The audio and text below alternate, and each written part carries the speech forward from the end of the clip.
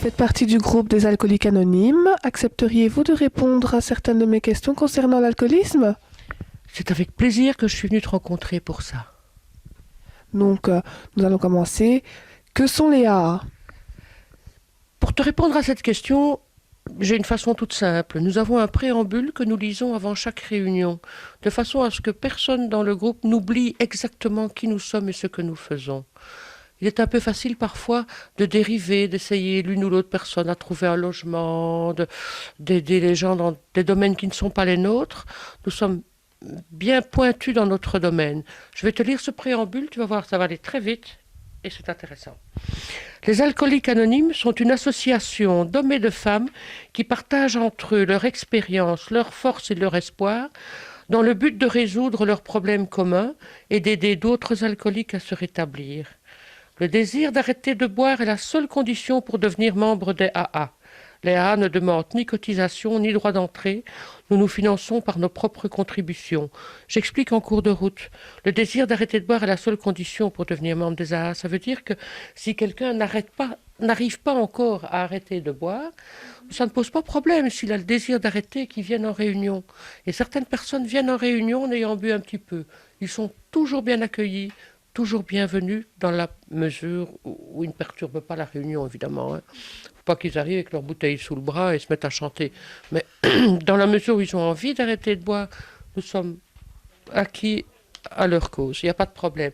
Alors, la cotisation, nous n'avons pas de cotisation, nous n'avons pas de droit d'entrée, nous n'avons pas de présence, rien de tout ça. Nous nous finançons par nos propres moyens, c'est-à-dire qu'en cours de réunion, il y a un chapeau qui circule au milieu de la table et nous y jetons chacun ce qu'on désire mettre. Certaines personnes ne savent rien mettre parce qu'elles sont tellement démunies qu'elles ne savent rien mettre. Ceci dit, entre parenthèses, quand il s'agissait de trouver de l'alcool, ils trouvaient toujours des sous. Hein, mais quand on se reconstruit, parfois, on a du mal. On met en fonction de ses moyens, une petite pièce ou deux, et ça nous permet, pour certains groupes, de payer le loyer. Pour d'autres, le chauffage, le petit café qu'on nous sert, les petits biscuits et autres, et les documentations que nous offrons, tout ça est fait sur ce compte-là.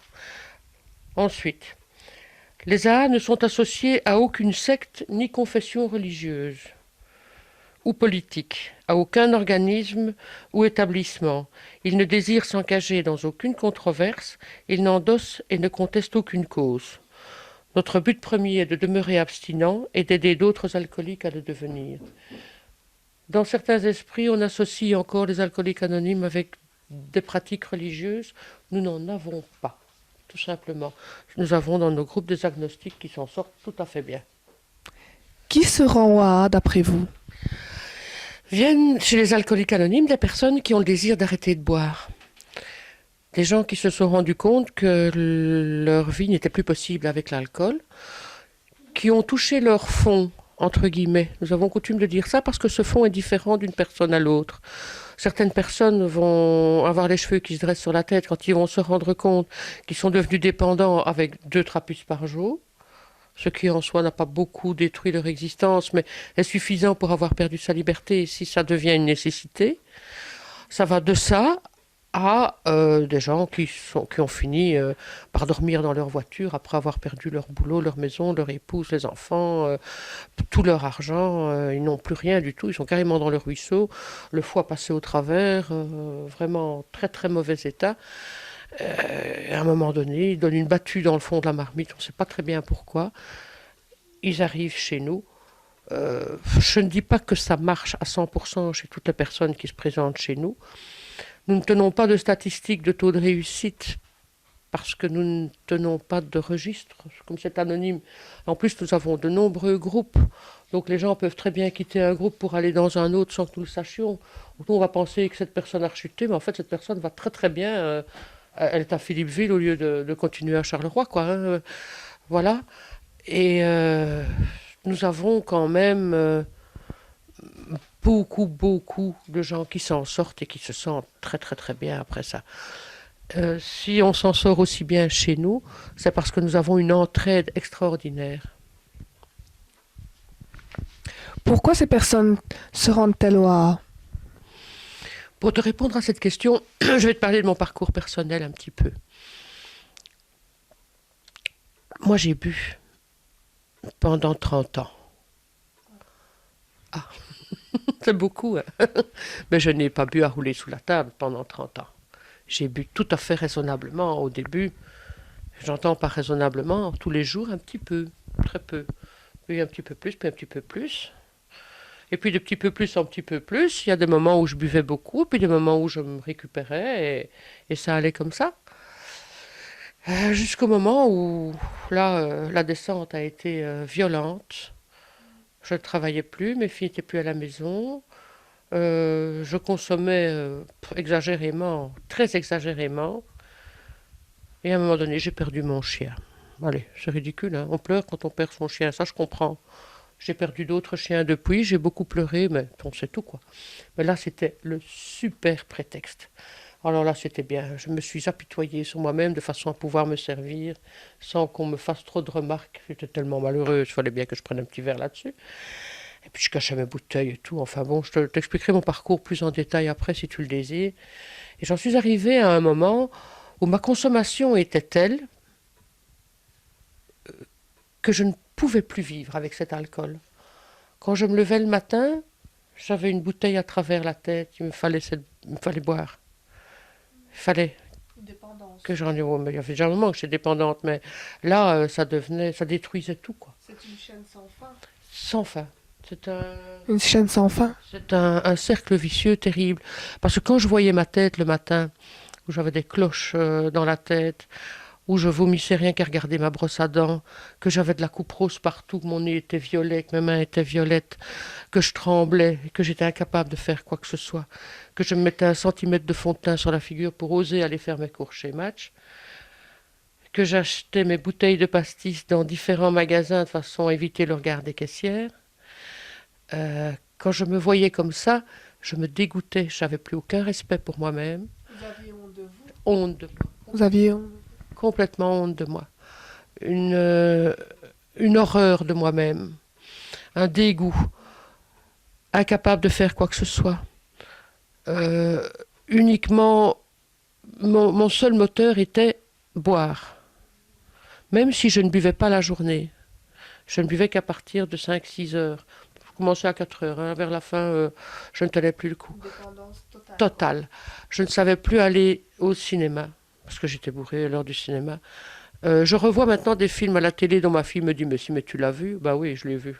À l'époque, je l'ai vu, mais un œil fermé, et j'ai rien vu du tout et rien compris du tout. Donc tout petit à petit, je me suis rendu compte de cet état dans lequel j'étais, et je vais continuer là-dessus en vitesse. Je n'en pouvais plus de boire, mais seulement d'envisager de vivre sans alcool, ça me mettait dans un état de frousse impensable. Donc je ne pouvais plus vivre avec, et je ne pouvais pas vivre sans. Ta question, elle était pourquoi est-ce qu'on va chez les alcooliques anonymes? Eh bien, il arrive un moment, comme je te disais, on ne peut plus vivre avec cet alcool parce qu'on se dégoûte, mais on ne peut pas vivre sans. Et on est sans issue. On se demande comment on va pouvoir faire. On envisage le pire, parce que vivre comme ça, c'est pas possible, on envisage de mourir. Ce serait plus doux de mourir que de continuer à vivre comme ça. Et tout d'un coup, on voit une affiche, quelqu'un qui nous parle.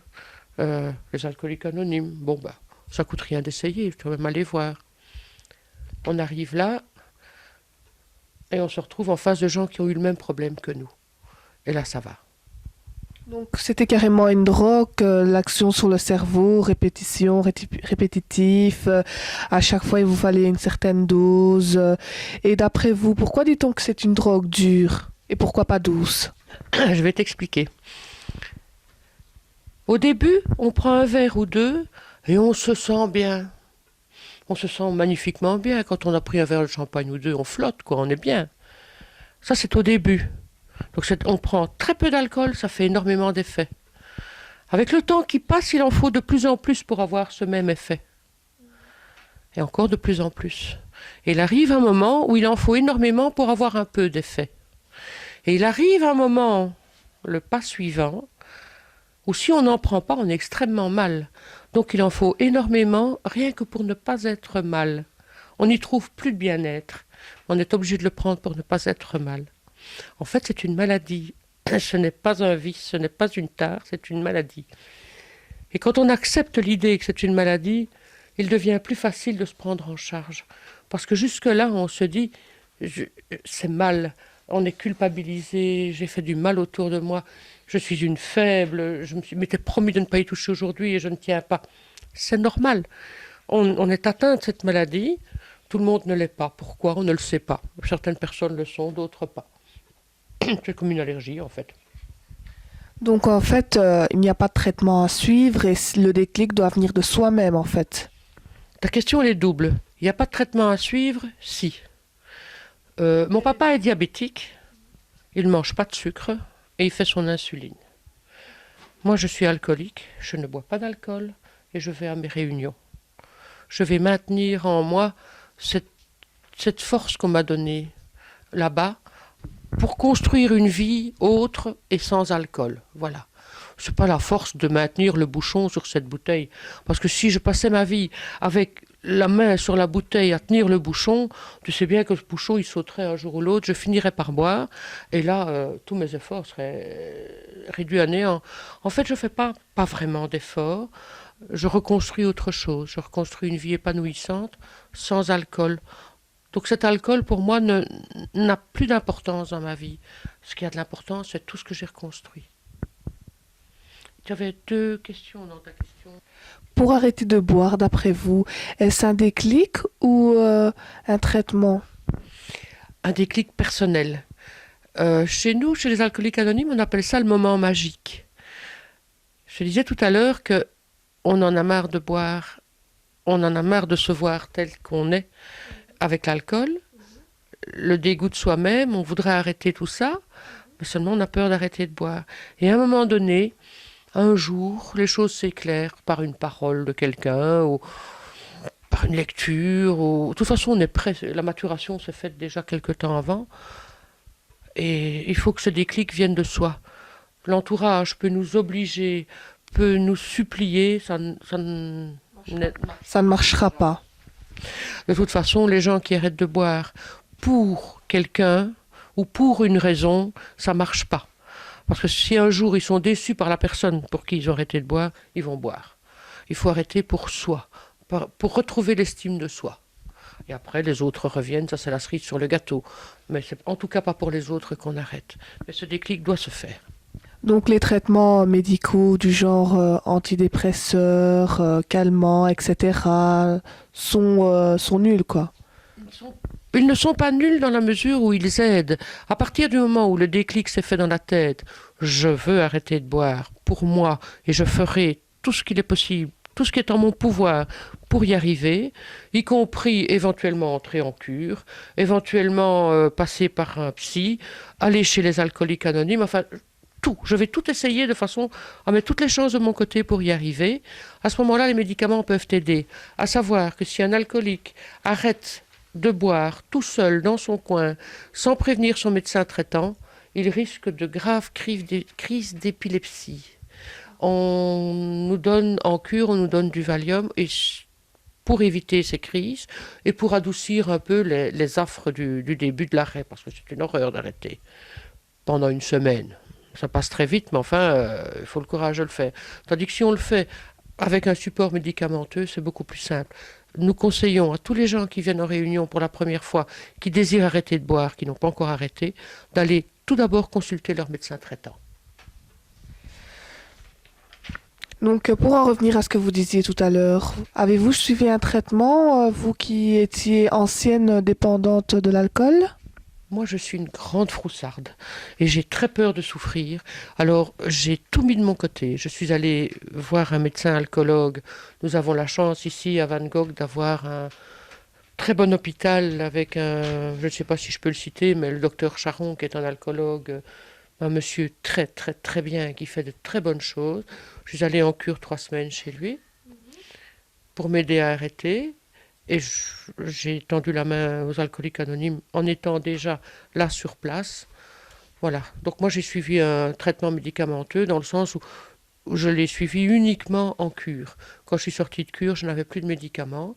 À ce moment-là, le travail commence. Physiquement, on est nettoyé de l'alcool en 8 à 10 jours. 15 jours pour les vraiment, vraiment imbibés. C'est pas mal, hein ? Effectivement, effectivement. Le foie est parfois en mauvais état, il faut plus longtemps pour le retaper, mais là, il n'y a encore rien de fait, hein. Le foie- Mais c'était un bon début. C'était un bon début. Voilà.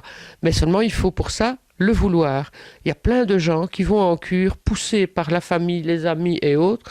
Ils n'attendent qu'une chose, c'est de sortir de cure pour aller au bistrot à côté. Et parfois même, ils ramènent de l'alcool pendant la cure. Donc pourquoi les alcooliques anonymes sont-ils anonymes? Parce que tant que je buvais, que je remontais la grande rue de mon patelin en me tenant aux maisons, aux haies et aux poteaux, ça ne m'inquiétait pas. Mais tout le monde savait très bien que c'est l'alcoolique du bout de la rue là-bas, il n'y avait pas de souci pour moi.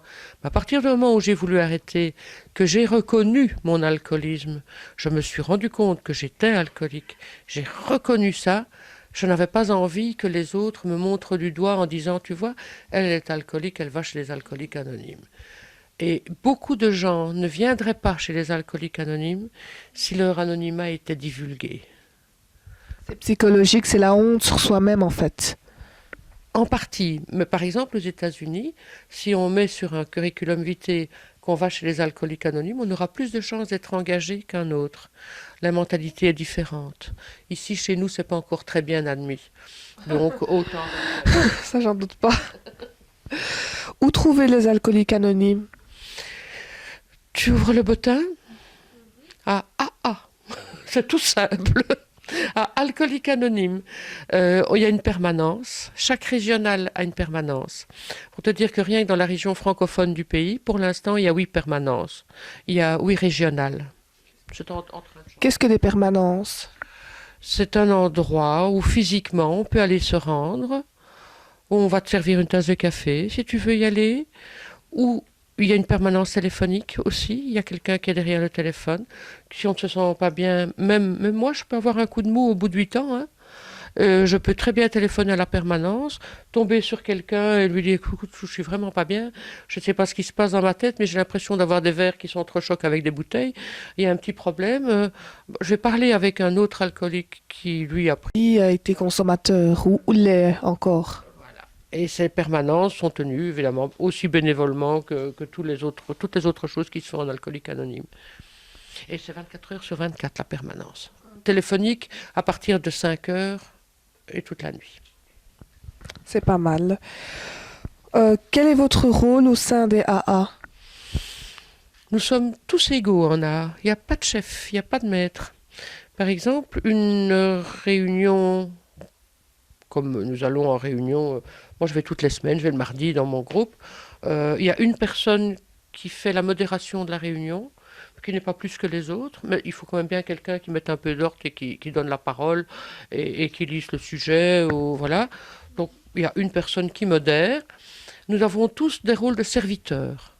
En fait, moi, je travaille dans un groupe de travail d'information publique et c'est comme ça que je suis auprès de toi. D'ailleurs, pour te dire, quand tu as téléphoné à la permanence, tu as eu un permanent qui t'a répondu, Oui. qui m'a touché, je t'ai ressonné et maintenant je suis ici. Et bien voilà, ça c'est la grande chaîne des AA. Ok. Donc, en quelques mots, pouvez-vous me décrire l'état d'un alcoolique? L'état d'un alcoolique, l'état physique, Au niveau du cerveau, plutôt. De ses pensées. Puisque, rappelons-nous, nous avions dit tout à l'heure que c'était une drogue dure et que on commence par un petit verre et après on va vers l'eau de vie, ce qu'on appelle le cognac, les alcools de plus grande valeur. Donc, pouvez-vous en quelques mots me décrire l'état d'un alcoolique, ce qu'il pense, etc. l'état d'un alcoolique, il y a 3 volets. Je vais te décrire les 3 volets si tu veux bien. Il y a le volet physique, le volet psychique et le volet mental. Le volet physique, c'est pas difficile à comprendre, hein. Un alcoolique, en général, quand il est sérieusement atteint, on le reconnaît, hein. Il a... Le physique, quoi. Il est faible, il est maigre, tout cela que vous voulez dire. Je veux dire d'abord que son foie en a encaissé pas mal. Quand le foie n'en peut plus, ça rejette vers le pancréas. Il a peut avoir le pancréas qui débloque aussi. Ça peut faire des ulcères à l'estomac et à l'œsophage, mais des ulcères très sanglants.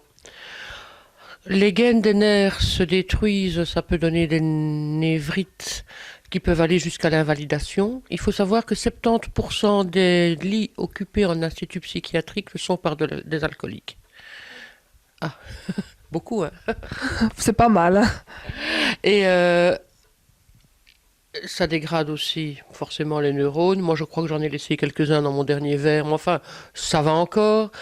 Mais on peut en arriver à un point de non-retour. C'est la maladie de Korsakoff. C'est une destruction du cerveau. Tout simplement, les connexions ne se font plus. C'est la folie, quoi. Et là, on n'en sort pas. Ça, c'est le côté physique. On va se centraliser sur tout cela tout à l'heure. Donc, l'alcool agit donc sur tout l'organisme alors, hein? Il n'y a pas une partie de notre organisme qui ne soit pas imprégnée d'alcool quand on consomme. D'ailleurs, maintenant en France, pour les bouteilles de vin, on pense mettre un avertissement pour les femmes enceintes. Il arrive qu'on puisse boire ne fût-ce qu'un verre pendant toute sa grossesse. Si ce verre tombe mal un mauvais jour, ça suffit à avoir un enfant handicapé. Donc quand on est enceinte, 0, 0, 0. Pensez-vous que ce seront des étiquettes du genre comme les cigarettes, qu'on voit les effets nocifs, plus les explications, etc. Il se fait que là, je viens d'entrer dans un domaine qui n'est pas le nôtre. Nous ne faisons pas de prévention en réalité. Nous nous contentons d'attraper les mains qu'on nous tend et d'essayer de sortir les individus de problèmes d'alcool. Mais la prévention, elle est faite par d'autres organismes et un peu le gouvernement. Mais je pense qu'il y a beaucoup, beaucoup de travail à faire au niveau de prévention, le travail qui n'est pas fait. À partir de quel moment peut-on dire que on est alcoolique? Moi, j'ai coutume de dire qu'on est alcoolique, écoute bien ça, à partir du moment où on a perdu la liberté de s'abstenir de boire. C'est-à-dire que je suis alcoolique quand il me faut cet alcool. Quand ma tête est occupée par la recherche d'alcool. Quand je ne sais pas fonctionner correctement si je n'ai pas eu mon verre. Que ce soit un seul verre sur la journée ou que ce soit à rouler sous la table. Ça n'a pas grande importance. La quantité n'a pas d'importance, la qualité non plus de ce qu'on boit, mais quand l'alcool pose un problème dans la vie d'un individu et qu'il ne sait pas se détacher de cet alcool, là il est alcoolique. Il est alcoolique, effectivement. Êtes-vous ou avez-vous déjà été alcoolique? C'est une bonne question. Mireille, alcoolique, abstinente. Je suis alcoolique. J'ai bu pendant 30 ans et je serai alcoolique toute ma vie. Pour la simple raison que si je trempe mes lèvres dans un verre d'alcool, je vais replonger. Ce pas des inventions, ce pas des légendes qu'on nous donne, ce sont des faits scientifiques, prouvés. Il y a moi je visualise ça comme ça, je ne sais pas si c'est la réalité, mais c'est comme si on avait une petite pompe dans le cerveau, elle est au repos. Tant que je ne bois pas, cette petite pompe ne m'embête pas. Elle ne se rappelle même pas à mon bon souvenir, je n'ai pas envie d'alcool, je n'y pense pas, je ne vois pas les bouteilles, j'en parle librement, ce n'est pas, l'alcool, c'est pas mon truc quoi, tu sais, c'est comme les navets par exemple, je n'ai pas de passion particulière pour les navets, j'ai pas envie de manger des navets, mais j'ai pas envie de boire de l'alcool. Vous avez eu ce déclic par vous-même? Si nous en revenons à ce que vous aviez dit tout à l'heure, c'est dû encore à quoi que vous avez eu votre déclic qui vous a permis de vous abstenir de consommer de l'alcool? Je vais même aller plus loin. Tout à l'heure, je t'ai dit que j'en avais assez de boire, que j'aimais plus de me voir comme ça, que j'étais plus vivable, mais que je n'arrivais pas à vivre sans. Donc j'avais déjà c'était bien ancré en moi déjà ce dégoût et cette impossibilité d'arrêter. Mais moi, j'ai beaucoup de chance. J'ai une amie merveilleuse qui restait à mes côtés tout au long de mon alcoolisme. En fait, je la soupçonne un petit peu d'être restée aussi proche de moi, plus pour mes filles que pour moi. Elle aimait profondément mes filles, comme moi j'aime profondément son fils. Nous avons 3 enfants, nous deux, en ton coutume de dire. Et un jour, on était en train de souper à la maison. J'avais comme d'habitude consommé largement trop. On est allés dans la salle de bain toutes les deux, je ne sais plus quoi y faire. Et elle a fait une crise de violence. Elle m'a attrapé par les cheveux, m'a cogné dans le miroir et m'a dit « Regarde ça, tu vaux plus que ça. » Pensez-vous que c'est comme ça qu'il faut réagir pour que les gens prennent conscience qu'il faut arrêter de boire? Parce que il y a certaines personnes, elles boivent, elles boivent, elles boivent. Les problèmes, oui, bon, bien sûr, tout le monde a des problèmes. Mais pensez-vous que c'est de cette façon-là? S'il avait eu cette parole et cet acte-là 2 mois plus tôt, ça ne m'aurait peut-être pas touché. S'il l'avait eu 2 mois plus tard, ça ne m'aurait peut-être pas touché. Il faut dire que c'est tombé à un moment où ça devait bien tomber. Mais en fait, quand elle m'a dit ça, regarde-toi, tu vaux plus que ça, je me suis dit, c'est peut-être vrai que je vaux encore quelque chose. Il y avait encore sur cette terre une personne, ne fût-ce qu'une seule personne, qui croyait que j'étais récupérable. Et je me suis dit, je suis peut-être récupérable. Je vais donc faire le nécessaire, je vais essayer de me récupérer. Mais on voit dans les familles, tout le monde essaye tous les moyens pour faire arrêter de boire le consommateur et ça marche pas. En fait, il faut que ça vienne de lui et il se fait que parfois une parole magique peut tout changer, mais certainement pas les paroles qu'on serine et qu'on ressasse à longueur de journée et qui n'ont pas d'effet. Pourquoi sombre-t-on dans l'alcool? Chez nous, chez les alcooliques anonymes, nous fonctionnons en groupe comme une thérapie comportementale, c'est-à-dire que nous changeons notre comportement actuel, notre comportement de maintenant. Nous n'allons pas chercher ce qui s'est passé avant. C'est 24 heures à la fois. C'est aujourd'hui qui est important. Hier, je n'ai pas de prise dessus, je ne saurais rien y changer. Donc, il n'est pas très important que je sache pourquoi je l'ai fait. Parce que si je vais fouiller trop loin et que je trouve pourquoi je l'ai fait, ça ne m'avancera pas. Mais la souffrance risque d'être telle que ça me mette en danger. Ce que nous avons coutume de dire, c'est que nous avons bu parce que la vie telle qu'elle était ne nous convenait pas. Nous avions envie de la voir telle que nous l'imaginions. Voilà. Transformer les choses, tout simplement parce que nous avons ça en commun, nous en rendons compte en réunion, une hypersensibilité, une hyper-émotivité. Et l'alcoolisme, on peut le dire clairement, c'est une maladie des émotions. Pensez-vous que notre société n'encourage-t-elle pas l'alcoolisme? Ça rapporte beaucoup de taxes, hein. Parce que si l'on regarde maintenant les publicités, on voit du chocolat avec de l'alcool qui est tout à fait à la mode, les Bacardi lorsque les jeunes sortent, et si on ne consomme pas d'alcool, c'est psychologique quoi. Pour moi, je pense que c'est psychologique. Maintenant, pensez-vous que notre société a un impact là-dessus? Je ne pense même pas que ce soit notre société, entre guillemets. Je pense plutôt que ce sont des grands groupes financiers. Les grands alcooliers se rendent compte qu'il y a un grand coup de frein qui s'est mis du côté des adultes. Il y a beaucoup de publicité à la TV contre le tabac, contre l'alcool, pour un meilleur mode de vie, contre les sucres, etc. Donc les adultes probablement se prennent un peu mieux en main et ils se disent, ça, qui est-ce qu'on va vendre? Eh ben, c'est pas grave, on va attaquer les jeunes. Et ça, ils y vont gaiement. Quand on voit les briseurs qu'il y a aux caisses des grandes surfaces, ça se vend à la caisse, comme les chiclettes et les bonbons. D'abord, les bouteilles sont magnifiques. Ensuite, ce qu'il y a dedans est absolument délicieux. Ça attaque le marché des filles parce que c'est doux, on n'y sent pas l'alcool. Euh, Ça donne vraiment envie De le consommer. envie de le consommer. Et en plus, ça leur apporte des sous, et voilà. Et en plus, s'ils arrivent à rendre dépendants des jeunes, parce que plus on est jeune quand on consomme, plus vite on sera dépendant, évidemment, que ce soit physique ou psychologique. Donc ils se font un marché pour plus tard, quoi. C'est de l'investissement. Et quand tu vois aussi ces soirées, je ne sais pas si tu fréquentes ça, mais enfin, il y a des soirées dans les discothèques où certains jours le Ricard est offert. Voilà, magnifique ça. J'ai déjà entendu parler, mais moi je ne sors pas beaucoup. Ensuite, euh, Pourquoi l'alcool nous détruit-il? D'après L'al- vous, hein? L'alcool, il agit physiquement.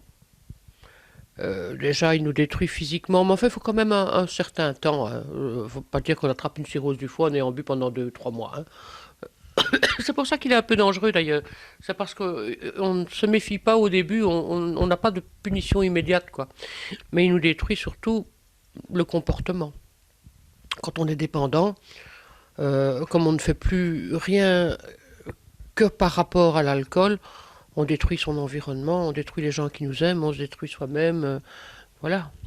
Quels sont les méfaits de l'alcool sur l'organisme, comme on avait parlé tout à l'heure? Mais centralisons-nous, par exemple, ne plus manger, etc. Vraiment les méfaits nocifs pour la santé, quoi. Tout à l'heure, on a parlé des effets physiques. Donc, je ne vais pas revenir là-dessus, mais il arrive un moment où, enfin moi, je vais parler de mon cas personnel. J'étais déjà passé au bistrot, j'avais déjà bien consommé, je rentrais à la maison, j'attaquais au pastis. Mon compagnon ne le voyait pas parce que j'avais planqué mes bouteilles. En plus, tout à fait débile, je n'aimais pas spécialement le pastis, mais j'avais l'idée, l'illusion que le pastis, on ne voyait pas si j'en mettais beaucoup ou peu, comme il se troublait avec l'eau. Je pensais qu'il allait croire que j'en avais mis très peu. En plus, on prend les gens pour des imbéciles, mais enfin bon. Quand on arrive en réunion et qu'on en parle à plusieurs, on se rend compte qu'on n'est pas le seul à l'avoir fait, quoi, hein. C'est tout à fait vrai. Les autres l'ont fait aussi. Effectivement. Tu me disais les méfaits physiques de l'alcool.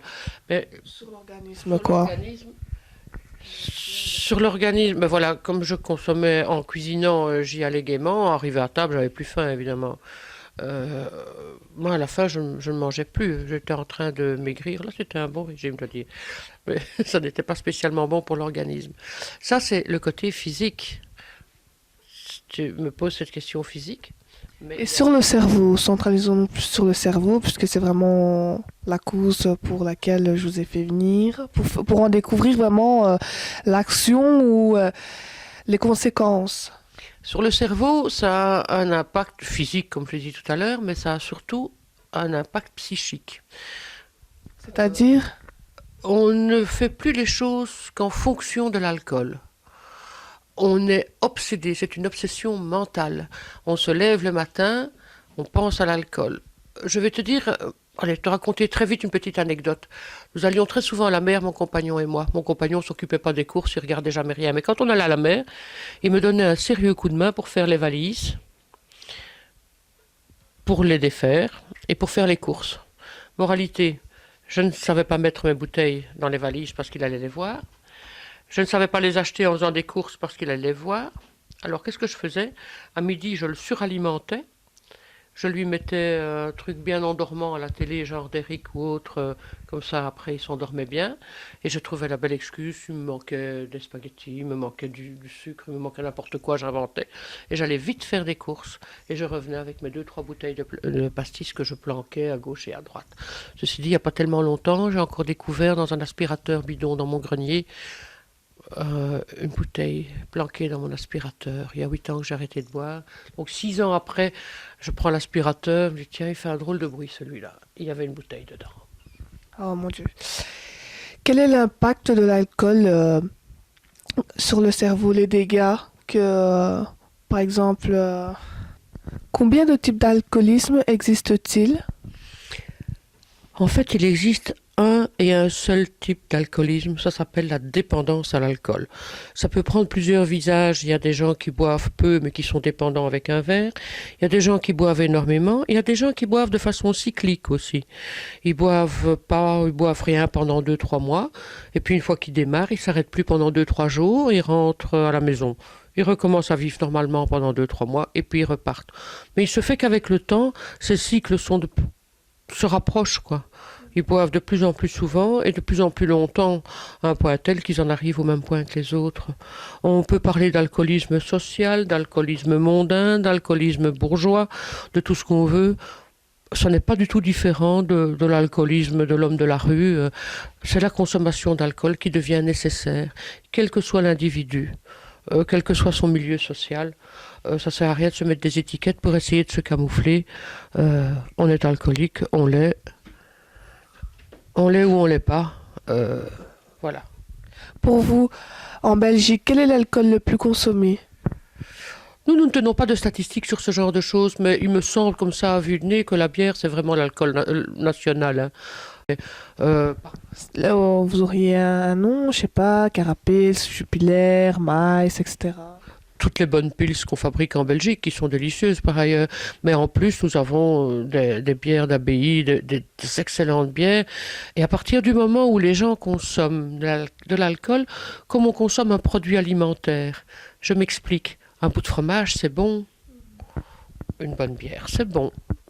Si on rencontre un ami, qu'on passe au café ou qu'on repasse à la maison et qu'on débouche une bonne bière pour papoter, pour se sentir bien, c'est magnifique. Il n'y a pas de danger d'alcoolisme dans ce cas-là, parce que l'alcool est consommé comme un produit alimentaire. Mais à partir du moment où on va dans l'alcool chercher autre chose, soit pour apaiser ses angoisses, pour apaiser sa timidité, pour se donner plus de punch pour faire la fête, euh, pour voir la vie un peu plus en rose, pour calmer un peu son hyper-émotivité. Si c'est ça qu'on va chercher dans l'alcool, là il y a danger. Parce que l'alcool va vous donner ce que vous cherchez. Va- va aller Moi, je sais que j'allais chercher dans l'alcool de quoi mieux faire la fête, me sentir plus forte. J'étais plutôt de l'alcool festif au départ, mais l'alcool me donnait ce que je cherchais. Et alors, j'allais le rechercher plus facilement, évidemment, puisque ça marchait bien. Voilà, le danger. Y a-t-il une vie après l'alcool? Après l'arrêt de l'alcoolisme? Moi, je vais te dire que la vie, pour moi, elle a commencé après l'arrêt de l'alcool. Avant l'arrêt de l'alcool, avant la consommation d'alcool, j'avais une vie.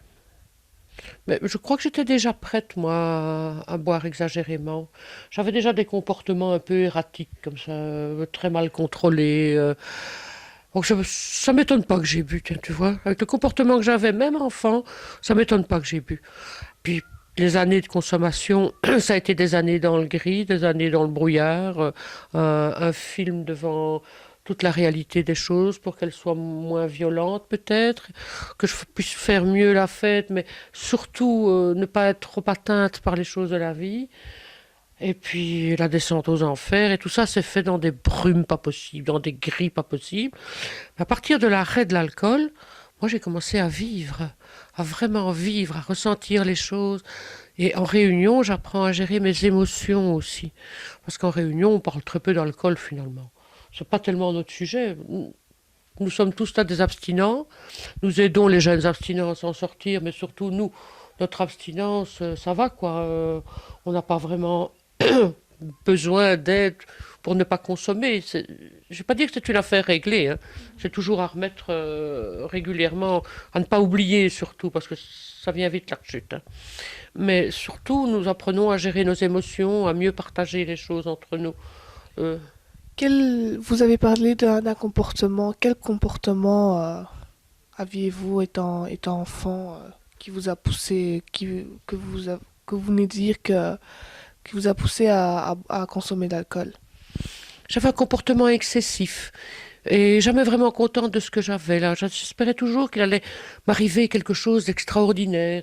Je voulais toujours des choses euh, plus fortes, plus grandes, plus rire, plus sentir, plus. J'étais toujours dans l'excès, tout le temps. Et jeune femme aussi, parce qu'en fait, moi j'ai commencé à boire à 25 ans. Donc c'est pas très tôt. Quand on voit maintenant des jeunes qui commencent à 15 ans, c'est pas tellement tôt, mais jusqu'au moment où j'ai consommé, et aussi quand je consommais, j'étais toujours dans l'excès, moi. Maintenant, je suis encore fort dans l'excès, mais contrôlé, dans des excès qui ne me feront pas de mal, et qui ne feront pas de mal autour de moi non plus. Donc vous qui avez arrêté de consommer de l'alcool, qui avez eu le déclic et qui avez fait les démarches pour entrer aux alcooliques anonymes, pensez-vous qu'un jour vous pourriez reprendre un verre? Si je reprends un verre, je vais redevenir comme quand je consommais, très vite. Pas nécessairement le jour même, Mais peut-être que comme beaucoup qui rechutent chez nous, parce qu'il y a des rechutes, ça c'est clair, il suffit d'une émotion mal gérée ou de quelque chose qu'on garde sur l'estomac qu'on ne partage pas pendant quelque temps. Et ça s'installe, une vieille rancœur s'installe, ça va rechercher des anciens comportements. On se sent mal et petit à petit, chez nous on appelle ça mettre son verre en couleur. On se le dit parfois en réunion, dis donc, toi, tu serais pas en train de mettre ton verre en couleur par hasard? Et puis à un moment donné, on va plus en réunion, parce qu'on n'a plus envie d'avoir le regard des autres, on a envie de consommer, mais de façon cachée, pas trop l'avouer. Et alors là, on rechute. Et quand on rechute, ce qu'on constate, c'est que les gens ne retombent pas nécessairement le premier jour. Pendant quelques temps, on va prendre qu'un verre ou deux le week-end, et puis après un peu plus, et puis un peu plus. Et étant donné qu'on n'a jamais su boire normalement, il n'y a pas de raison pour qu'on sache maintenant. On ne sait pas contrôler. Et c'est physique, ça. Parce qu'on réamorce une espèce de petite pompe là-haut qui fait que ce besoin d'alcool revient terriblement vite. À ce moment-là, il faut arrêter une deuxième fois. Ben moi, je me dis, j'ai pu arrêter une fois, j'en suis très très très contente, mais il n'y a rien qui dit que je pourrais arrêter une deuxième fois, que j'aurai le courage de le faire. Et en plus, quand je vois la détresse des gens qui ont rechuté, ça me fait terriblement peur, et je ne suis pas sûre que moi j'aurai le courage de supporter cette détresse. Donc moi je me tiens bien bien à l'écart de l'alcool. Et de toute façon, en arrêtant de boire, on met en place un mode de vie différent. On apprend à apprécier les petites joies, le bonheur quotidien. Parce que chez Alcooliques Anonymes, nous fonctionnons sur un programme de rétablissement qui est un programme en 12 étapes. C'est très simple. La première étape dit ceci: je reconnais que je suis alcoolique et que j'ai perdu la maîtrise de ma vie. Ça a l'air tout facile pour quelqu'un qui n'est pas alcoolique, mais pour quelqu'un qui consomme, reconnaître ça, c'est très Dur. Effectivement, c'est dur. Parce que parfois, vous dites à quelqu'un qui est alcoolique, mais non, je suis pas alcoolique, pourquoi tu dis ça, etc. C'est dur. C'est très très dur. On a défendu notre verre pendant tellement longtemps qu'un jour il faut mettre un genou à terre et dire voilà, je reconnais que je suis alcoolique et que j'ai perdu la maîtrise de ma vie. Parce qu'à partir du moment où je reconnais ça, je me sens dans l'obligation de me soigner. Donc là, je commence à me soigner. Donc ce programme de rétablissement, ce sont des inventaires personnels. Ce sont des amendes honorables à faire aux gens que nous aurions pu léser. Oh, c'est pas pour faire plaisir aux gens qu'on a lésés, c'est surtout beaucoup pour ne pas garder des culpabilités trop lourdes dans le fond de notre conscience. Bien-être, pour être mieux dans sa peau et envisager un avenir meilleur. Exactement. Et voilà. Et ce programme de rétablissement, moi j'appelle ça un mode d'emploi du bonheur. On reconstruit une existence, on revit des choses agréables et on se rend compte de tout ce temps qu'on a perdu. Ça ne sert à rien de pleurer dessus, on ne le rattrapera pas. Mais en tout cas, je ne veux plus y retourner. Ça, c'est clair. Vous aviez parlé tout à l'heure d'un alcoologue qui vous avait fait une thérapie. Est-ce que ça vous a aidé? Donc, ça, c'est la première étape que vous avez fait. La première étape que j'ai faite, elle s'est maturée tout doucement pendant tout ce temps où j'avais horreur de ce que je devenais et j'avais envie de changer. Donc déjà, ça se préparait. La parole de mon ami m'a donné l'électrochoc nécessaire. Et cet alcoologue, je suis arrivée chez lui, j'étais mûre pour arrêter. Et lui, il a en main un programme aussi pendant la cure. On réapprend à se lever tôt, on réapprend à vivre autrement. On va à l'ergo, on va un peu à la gym, on réapprend à se laver correctement. On réapprend un peu à vivre bien physiquement. On a des rapports avec des psychologues, on visionne des films, etc. C'est un programme très très bien fait.